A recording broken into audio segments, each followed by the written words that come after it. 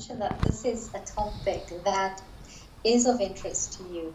And I think before we get into it, maybe you can ask why. Why? Because I know most coaches will have a certain angle, certain topic that's really close to the heart for them. What would you say accountability is that for you? I think the way I see it and the way I've experienced it is that if there's no accountability, you literally have absolutely nothing to work with when you're dealing with people. So without accountability, you can't, there's nothing that adds value to a relationship. There's nothing that you can even rely on in the relationship. There's no trust, there's no credibility, there's no integrity, nothing. So accountability is central to all of that, but how we get to that point, well, I'm hoping we'll be able to unpack that in our discussion today, inshallah. Inshallah, wonderful. So those are really huge shifts a person can experience should they choose to embrace accountability. But perhaps if we could take a step back and ask you, how would you define accountability? Either or both in the context of the professional level as well as on a personal level, keeping in mind that we are literally, at the time this program is, weeks away from Ramadan. For starters, I do my best not to separate the professional and personal spheres regarding how we conduct ourselves. The moment we create a disjoint or we create a separation between the two, we automatically make ourselves available to doing things in a way that undermines our integrity and our authenticity. So we need to be the same human, the same person in both spaces. How we conduct ourselves then as a matter of manner and disposition, that can change. But as far as the values we uphold, it has to be consistent. And when it comes to accountability, if I had to define it, put it into a very simple definition, I would say that it is our desire to want to ensure that we contributed the best of ourselves in the moment. So if we look back, if we reflect on something, or if someone brings something to our attention that makes us aware of the fact that what we thought we were contributing was not what we hoped to contribute, then we would want to do something about it, and that in essence is accountability. Another connection you have between the accountability and the authenticity of ourselves, and that we can't, and ideally best not to be separating the two. And maybe we could explore that. I think a lot of people grapple with that, what it means to be our own authentic self. And it's interesting to see how that accountability can be very liberating in that context. Yes, absolutely.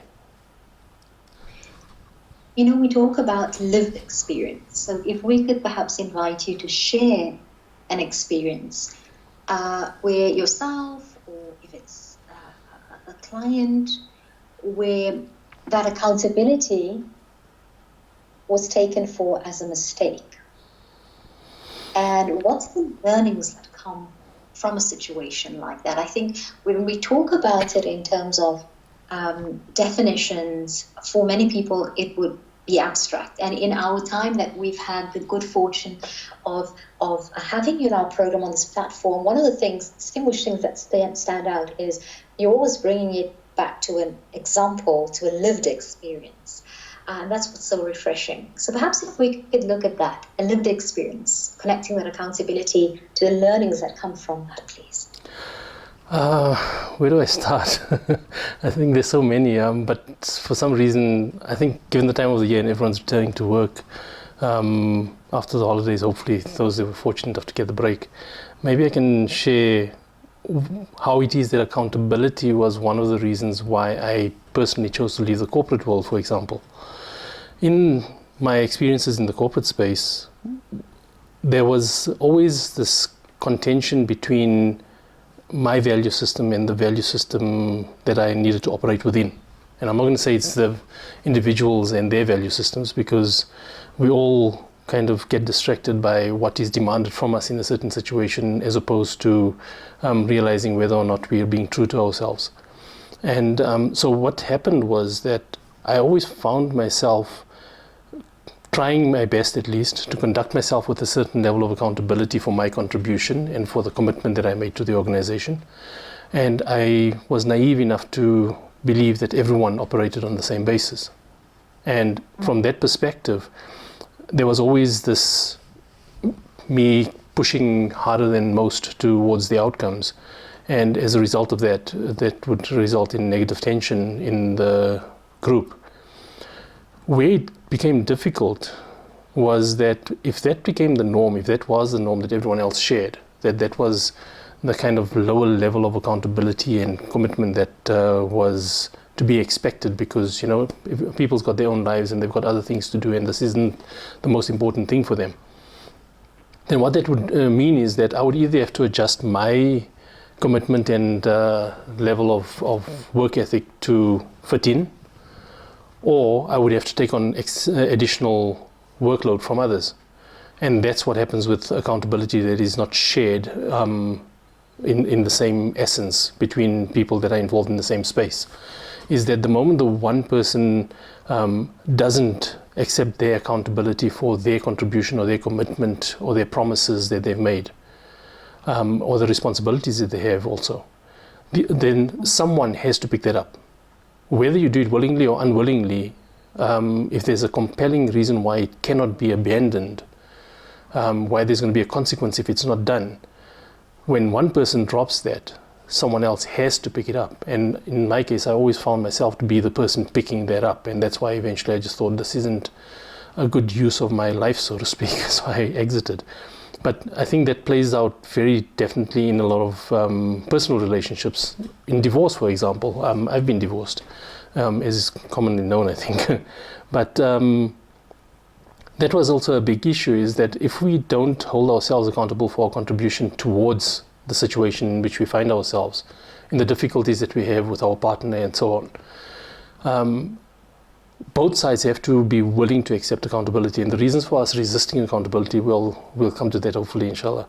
But if the moment one person doesn't, the other person feels burdened, or they feel undermined or betrayed or abandoned, there's all sorts of negative things that come out of it, because it means that over and above what I am responsible for, I now have to accept responsibility for someone else's contribution, because the consequences of them not showing up the way they need to or not taking accountability the way they need to means that I'm going to have to live with the consequences of that. And that's where it gets even more complicated, because it's about, if I don't, I still have to bear the consequences. If I do, I bear the consequences anyway. So the first effort is then to try and get the other person to be accountable, and or at least reach understanding about who is or who isn't accountable. And when that fails, it brings out the worst in us. Absolutely. Well, that just really resonates with a lot on the level of self-introspection and the bravery, the courage that it takes to be real and authentic for oneself. And you've given us this example, and thank you for sharing that. From this example about the work environment, is there anything else you'd like to share when it comes to the role that accountability plays in fostering more productive, more positive work environments? In the work environment, I think the easy part of accountability is to focus on who needs to do what.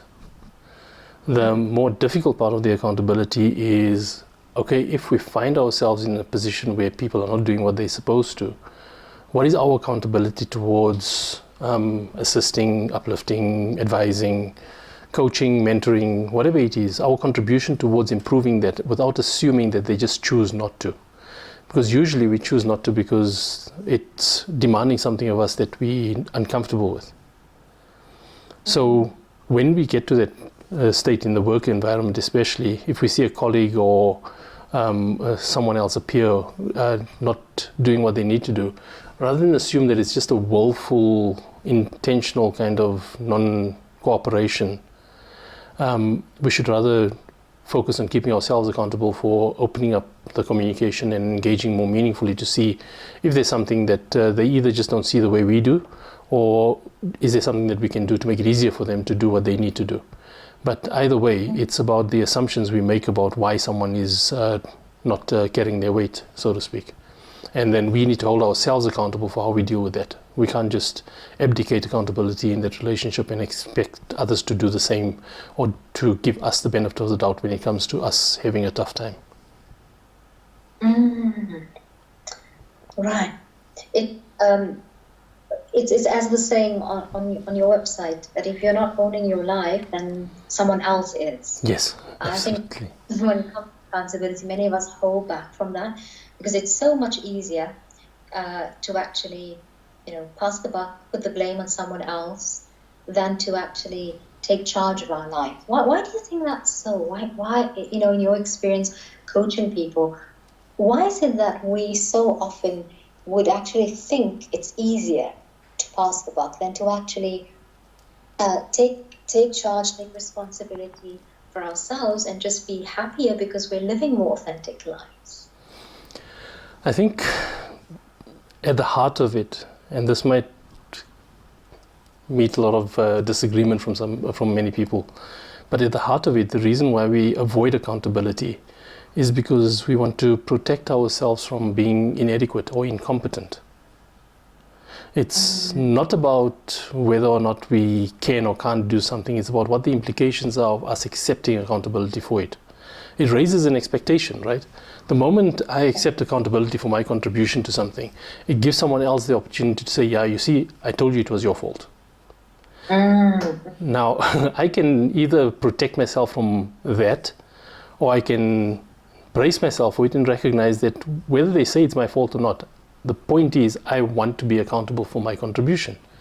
So if I want to be accountable for my contribution, I shouldn't care how someone is going to respond when I do accept that, okay, I dropped the ball, I messed up, I could have done something better, or maybe the way I handled something created a bigger problem instead of solving a problem. And this is especially true, funny enough, for parenting, because as parents, we get it wrong all the time. Yes. So do we hold ourselves accountable for the consequences of what we got wrong, instead of just looking at our children and thinking, well, it's your fault, you just don't listen? Yes. And Now, just to come in here, if I may, Brother Zaid. So, listeners, if you heard me refer to a quote on Brother Zaid's website, it's Zaid Ismail, ZAIDISMAIL.com. We'll talk more about that later. Please continue. Yeah. Yes, so to come back to that quote that you mentioned from the website about if you're not owning your life, someone else is. What that literally means is that if you're not going to take accountability for what it is that you do, you give people ammo to control you. Because if they know that you have something that you're afraid of or that you're insecure about, their defenses are going to cause them to exploit that if they also similarly are insecure about their own space. And this is how you get the tit for tats that come up. So accountability is critical to our own growth, our own sanity, our own peace of mind. It's critical to us being able to sleep at night and get good restful sleep instead of going to bed exhausted because of the anxiety that builds up because of the overthinking of all the things that are wrong.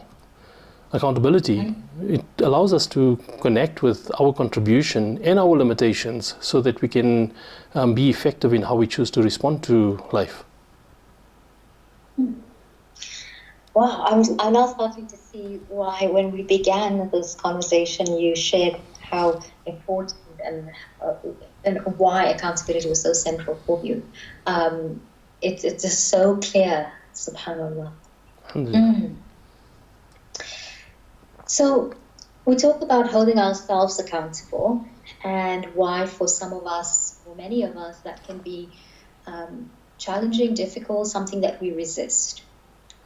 But then how do we approach holding others accountable?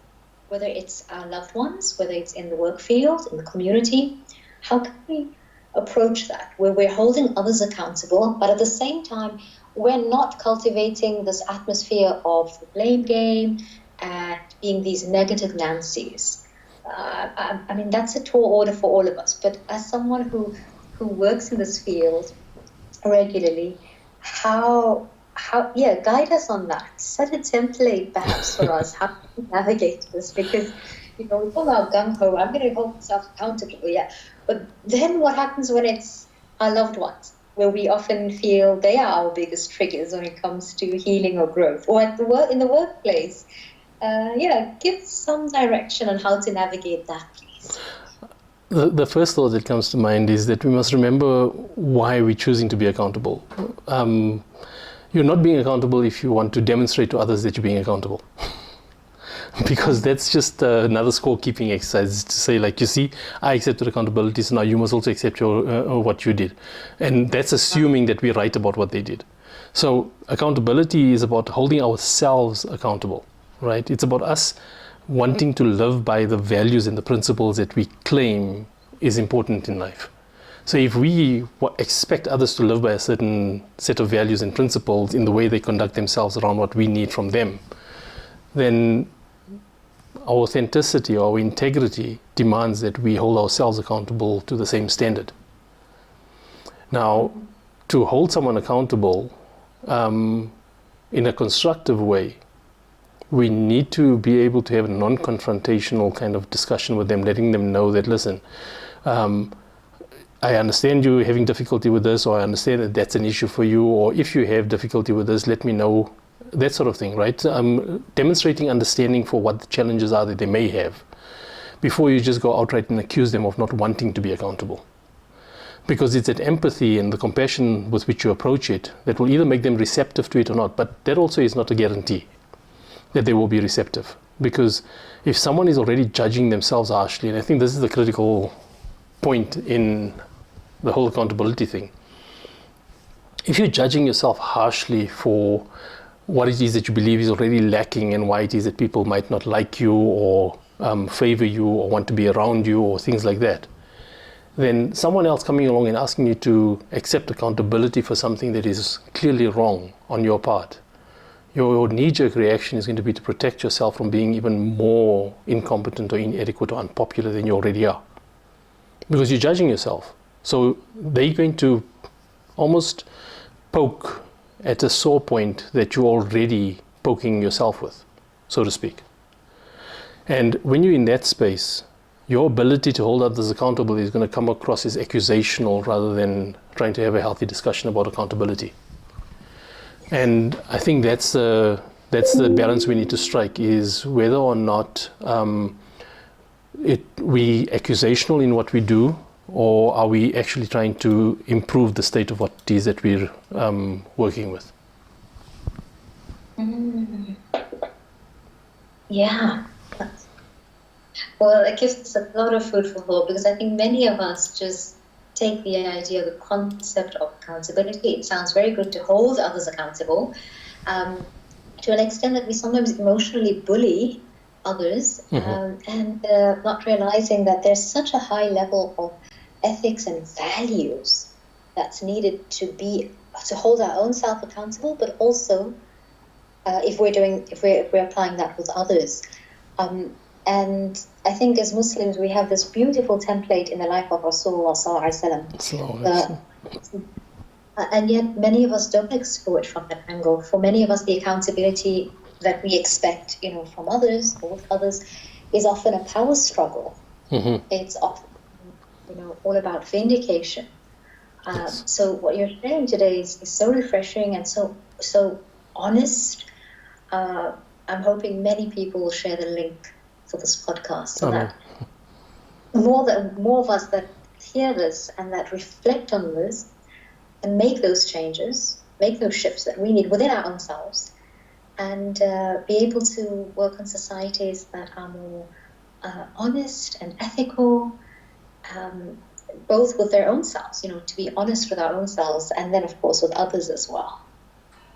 Yes. Yeah.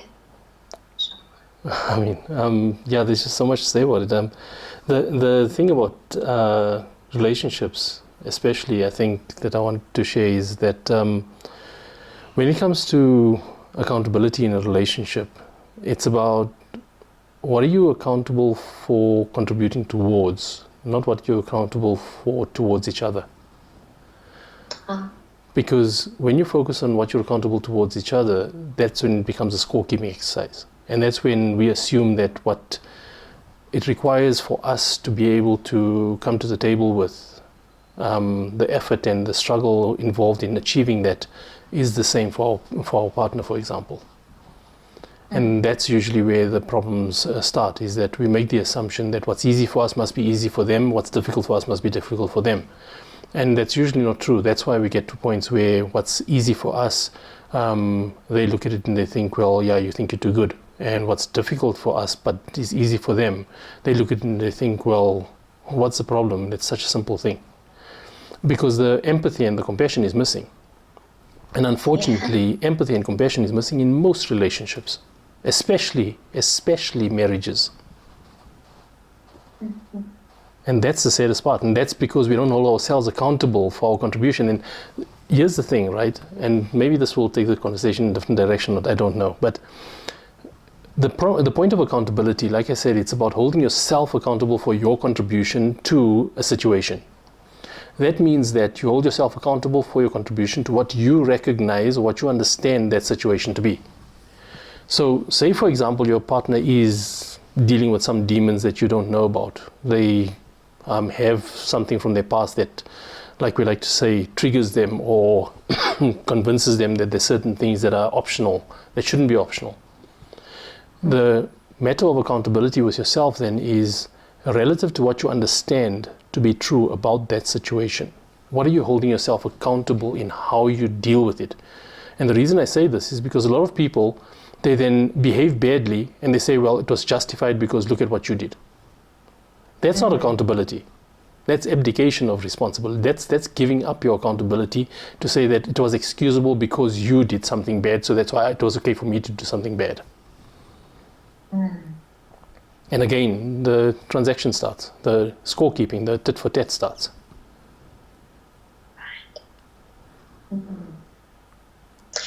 So then what happens, Coach, when you have, when people say, well, like you mentioned the word triggers, this is a childhood trigger.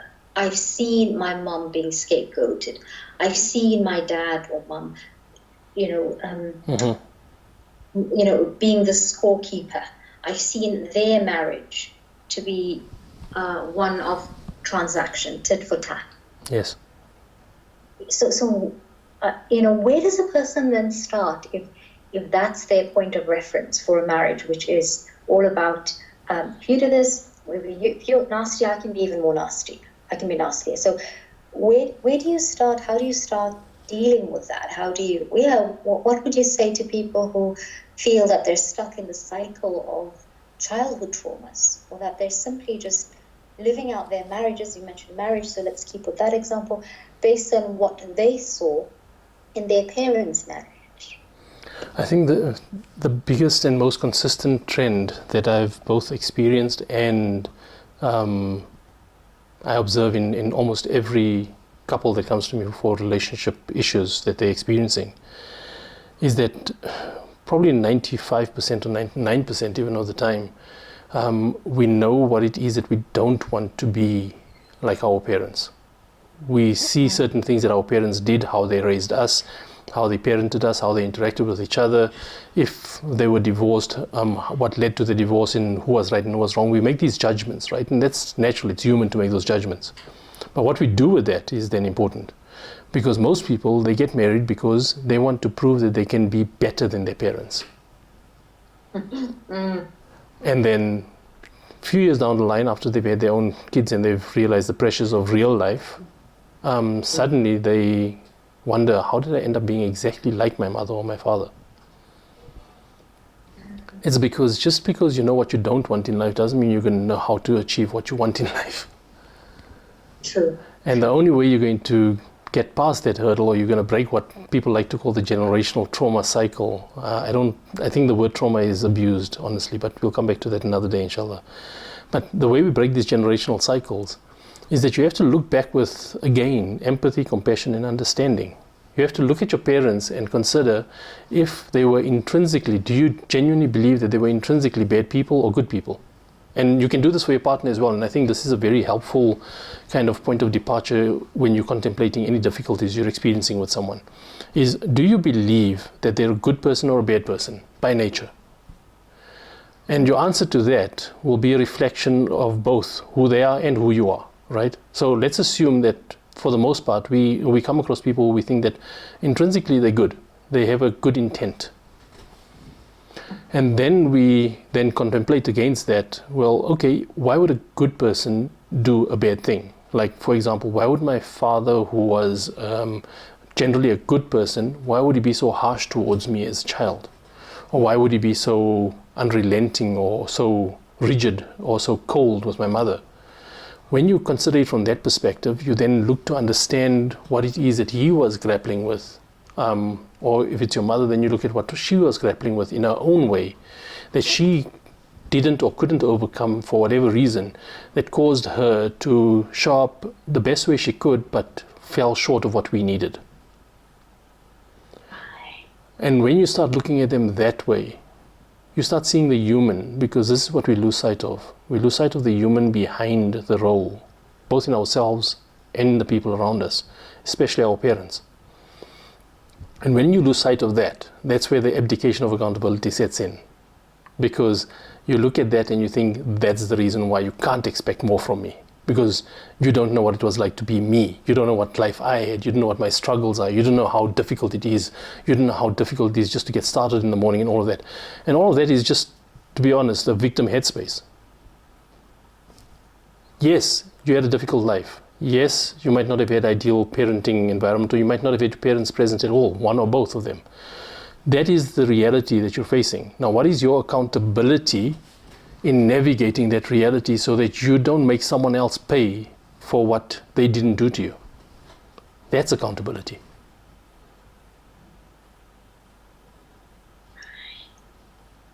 Wow, who would have thought that this topic had so many different layers? And I'm saying this, in a good way. There's so much for us to explore about learning about ourselves through this. The three elements that I keep coming back with in our conversation is, you mentioned the empathy, compassion, and the understanding. Mm-hmm. That has been for me a game changer in understanding what true accountability is all about. So thank you so much for that. Alhamdulillah. I want to, maybe if we can, Coach, come back to the topic. We touched on it earlier slightly, but maybe more in detail. Let's talk about resistance, because whenever it comes to growth and change, resistance is there for most of us, even if it is on a subconscious level.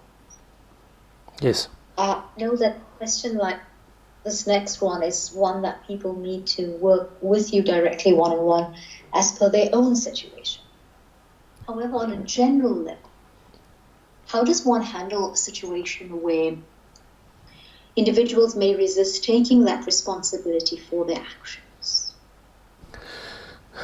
We need to understand why we wouldn't want to be responsible for something that resonates with our value system.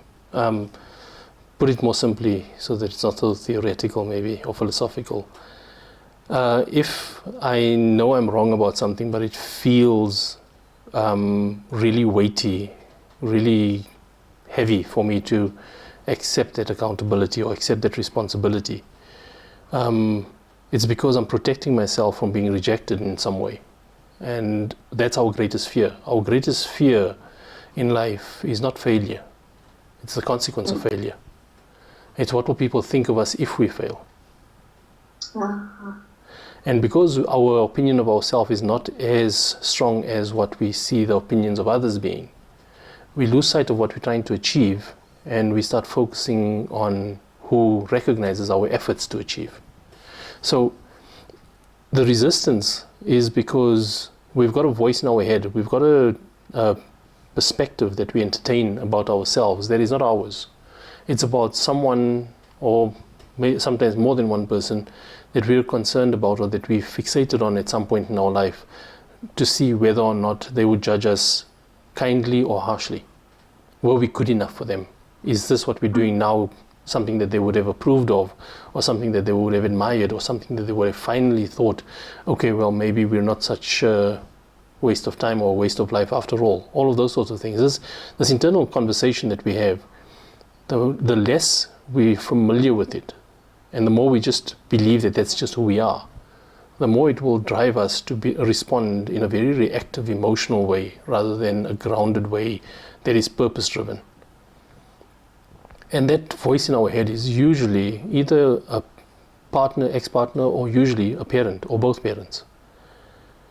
And given that I firmly believe that we derive our self-worth, our self-esteem, we derive it from our relationship with our father. When it comes to being enough, it's usually our father's voice that we hear in our heads.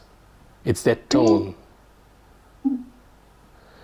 It's that narrative. It's that voice that comes across about, are you doing well enough or not? Are you useless or are you not useless? Are you being stupid? Are you being lazy? It's all the judgmental harshness that we took from the relationship.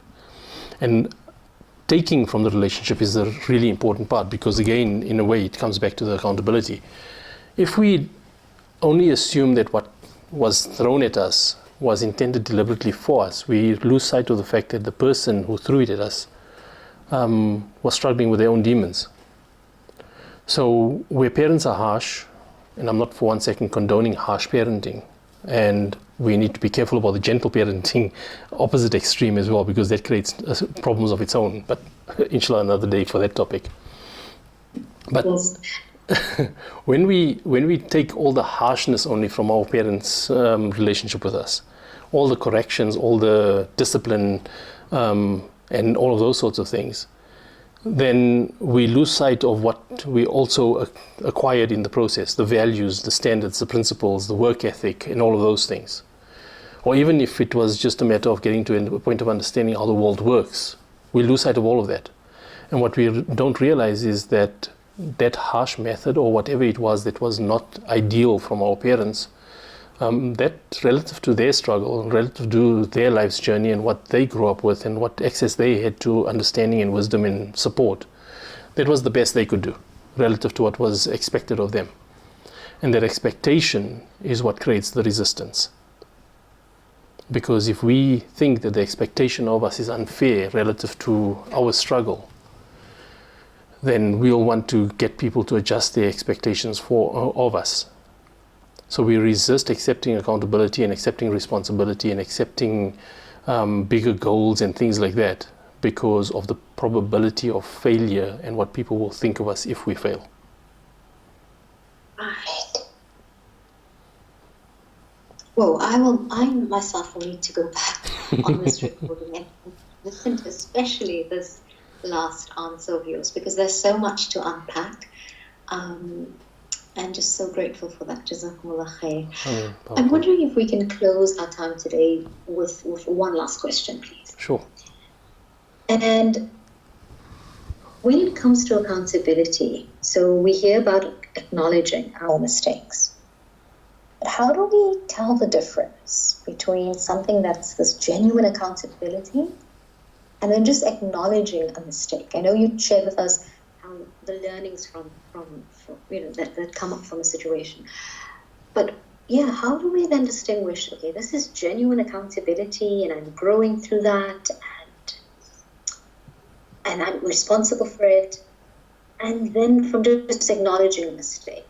Is there a difference between the two? How do we figure out that difference? I think the one thing I often have to remind myself about, and I always remind others about as well, is that allow yourself to be human, right? And by the same token, allow others to be human, which means that we will get things wrong. It's not that we may or may not get things wrong. We will get things wrong.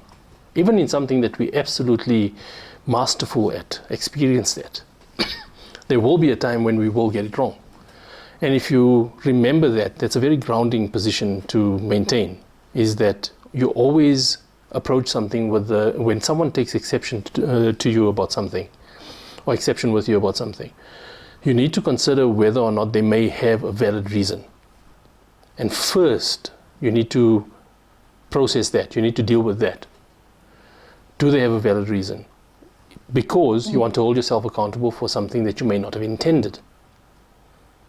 So when you approached by the possibility of getting things wrong, remember also that in the moment you could have absolutely no reason to reconsider your position, because relative to everything you're presenting that's true to you, and the other person may be limited in how it is that they can explain themselves or point out what it is that you're missing about what their vantage point is. So with this being true, we can't expect everyone to be masters at being able to express themselves. Similarly, we can't expect ourselves to always be masterful at it. And that's why we always have to be open to the fact that later on, when you experience something, suddenly something clicks, and you look back and you think, that's what they meant. And if that's what they meant, and that's what I missed in that moment, then I was wrong. So I need to accept accountability for that. Now, what you do with that realization is a reflection of who you are. It's a reflection of what standard you hold yourself to and how accountable you want to be for the contribution you make towards this world, not just towards the people that have rights over you. And when you take it from that perspective, and you don't see mistakes as a slight against your reputation, because remember, if you're worried about your reputation, then you're worried about what people think of you, you're not worried about who you are.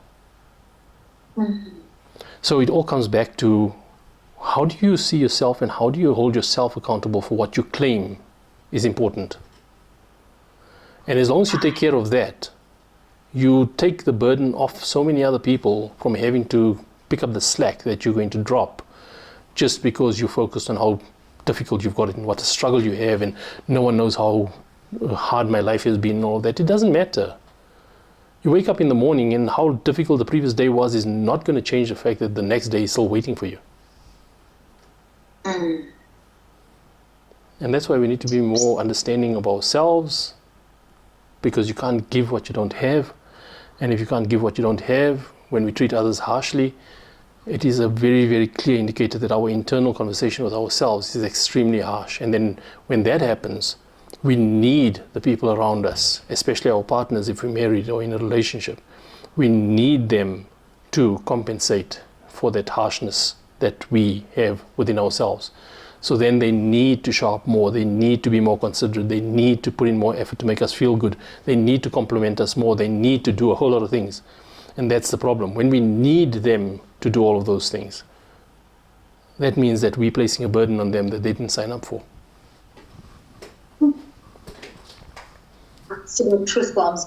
Yes, for sure, absolutely. Well, it's been such an honor and a pleasure to be chatting with you today, to learning more about this topic. Again, you've given us a whole new perspective to it, and I don't think I can ever go back and look at the topic accountability as it was before, because the way you've shared it with us and the way you've helped us understand and explore accountability is one that is so vital for all of us on many different levels, spiritually, emotionally, and how if we rise up to that challenge and we approach our own selves first and foremost with that empathy you talk about, the understanding, that compassion, that it can actually be groundbreaking and life-altering for us. And I know for myself, I can speak only for myself, but for myself at least, it's now approaching accountability on a different level and not being afraid to approach it. And I'm sure many of our listeners can agree with us on that. So listeners, the program will be up on podcasts and you can play back and listen to it at leisure as well, and then share the link with loved ones as well. Brother Zaid, it's such a pleasure to be joining you on the program. And listeners, you can always find out more, benefit from the books, the services, and manage your bookings, learn more about what Brother Zaid does, and benefit from his services. Zaid Ismail, ZAID.com. We look forward to connecting with you on the next program, inshallah, where we're talking about needing help versus seeking validation, inshallah. But before we close for today, are there any final words you'd like to leave our listeners with today?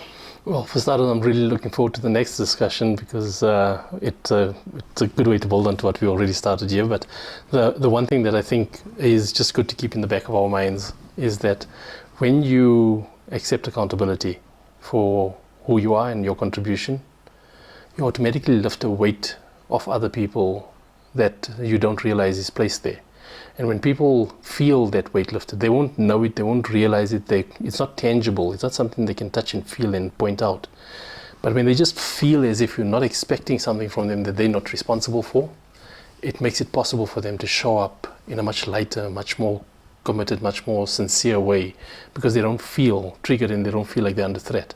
And that's a natural consequence and a benefit from just being accountable for who you are and what you contribute, inshallah. Inshallah. Jazakumullah khair for your time with us today.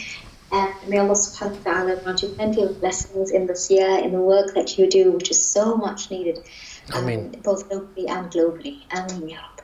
Ameen, ameen, ameen. So we've been speaking today on the program to Brother Zaid Ismail, Coach for Life, author, mental health activist. His books are available with courier throughout South Africa as an option, or you can get a copy of his books on Amazon, Kindle, or other online agencies. Coach Zaid, Jazakallah khairan for your time with us today, and Assalamu alaikum wa rahmatullahi wa barakatuh. Barakallahu feek. Wa alaikum assalam wa rahmatullahi wa barakatuh.